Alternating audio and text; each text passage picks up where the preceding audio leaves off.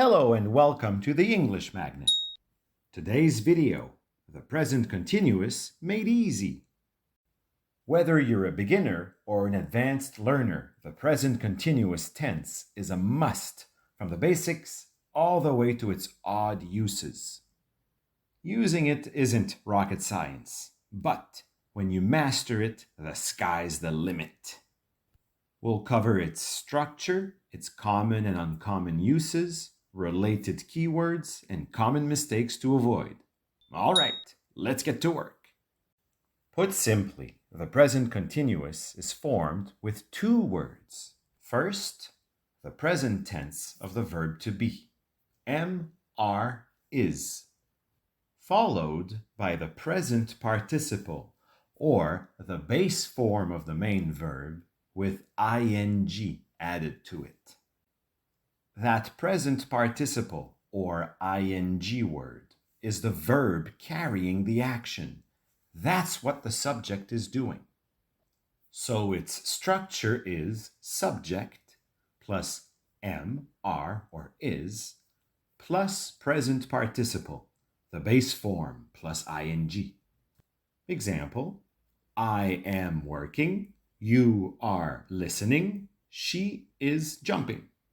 It's not too complicated, but watch out for a couple of spelling patterns. Remember to drop the final E before adding ing to the main verb, and to double the final consonant of short verbs ending with a vowel and consonant. Example, I am managing, we are skipping, it is rotting. Keep in mind verbs ending in ie and c. Alter their ending a bit. ie turns into y, and c needs to be followed with a k. Example, they are tying. He is frolicking. Contractions are routine. Push the subject and verb together. You don't have to, but that's all you'll hear people use. The negative form is a slam dunk. Squeeze in not between the two parts of the verb. Obviously, you can juggle with contractions as well. Keep the subject and is contraction to emphasize the negative effect. Or combine is and not for aren't or isn't. Sadly, amn't isn't in use in America. You'll hear it in Ireland, though. When using the present continuous in a question, just flip the order of the subject and are, or is. Or use the contracted forms. So not is attached to the verb to be then. Example, am I reading the right report? Am I not reading the right report? Are they completing the exercise? Are they not completing the exercise? Aren't they completing the exercise? Is he wrapping birthday gifts? Is he not wrapping birthday gifts? Isn't he wrapping birthday gifts? Let's go over the several cases when we use the present continuous. You'll see it gets trickier the deeper we go. 1. It's used to talk about an action in progress. That's by far the most common way it's used. Since the action is unfinished, there is a sense that the action is continuing at the time of speaking, hence present continuous. Example, she is studying for her exam right now. Her exam will take place later, so she is currently doing some studying. 2. It's used to talk about a temporary habit or situation. A habit usually relies on the present simple, but by using the present continuous, it highlights the temporary nature of the situation, especially if it's different from typical behavior. Example, we're usually meat eaters, but for the next month, we're experimenting with a plant-based diet. Trying a plant-based diet is a change in eating habits for a specific period. 3. It's used to talk about a slow change.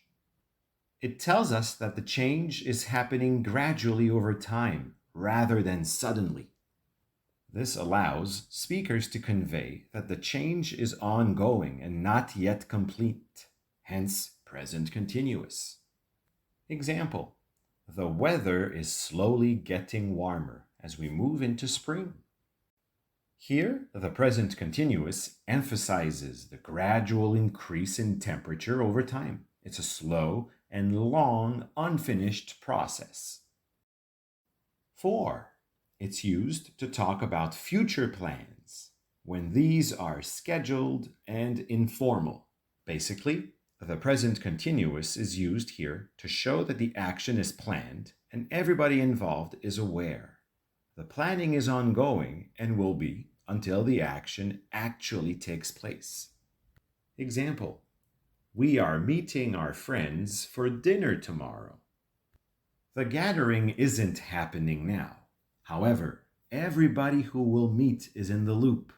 They know about the meeting, and so the planning phase is ongoing. 5. It's used to express annoyance because this tense emphasizes the ongoing or repetitive nature of the action causing the irritation. We all have patience, but we also draw the line somewhere. Please note that the adverb always is often used here to help convey that meaning. Example: he's always interrupting me during meetings. The interruptions are frequent, and this is currently bothering the speaker. When using the present continuous, key time words can come in handy. The most common ones relate to an action in progress. Now, right now, at the moment, currently, nowadays, today, and any other variant. Example: I'm currently binge watching my favorite TV series. Right now, my cat is lounging on the windowsill, basking in the warm sunlight. Your time marker can take the form of an expression meant to draw one's attention. Look, listen, watch out, be quiet, and so on. Example: listen, the birds aren't chirping outside. A storm is coming. Please be quiet. It's disturbing everyone. You can use always when talking about something that annoys you or any other synonymous expression. These usually go between the verb to be and the ing form. Constantly, all the time, without fail, just to name a few. Example: she's constantly tapping her pen on the desk during the lecture. I can't take it anymore. They're leaving dirty dishes in the sink all the time. You will inevitably encounter time words usually associated with the future tense, but if talking about future plans, it's totally fine. Tomorrow, tonight, next week, and so on. Example: next month, we're embarking on a thrilling adventure, a backpacking trip through the Aravalli Range in India. Tomorrow, I'm attending a pastry making workshop. Yum. Stative verbs. Some verbs are rarely or never used in the present continuous, since they describe states, conditions, or non-continuous actions. They're called stative verbs. There isn't an exhaustive list, but they can be categorized. There are mental verbs related to feelings like love, hate, beliefs like think, want, and thoughts like understand and remember. There's also physical stative verbs about senses or perceptions like see and taste, possessions like have or own, and states of being like be or seem. In some circumstances, they can be used in the present continuous, but in most instances, just go with the present simple. I am understanding you loud and clear should be, I understand you loud and clear. My colleague is having a new car should be, my colleague has a new car. Leaving out am, are, or is. It's common to see an ing word without an auxiliary next to it, but that's not the present continuous. Example, swimming is fun, and that book seemed interesting. But whenever you are using the ing in the present continuous, include am, are, or is, or their contracted forms. It's a must. Example, she playing music too loudly should be, she's playing music too loudly. The pupils running to catch the bus should be, the pupils are running to catch the bus. Confusing to do and to be in negative statements and questions.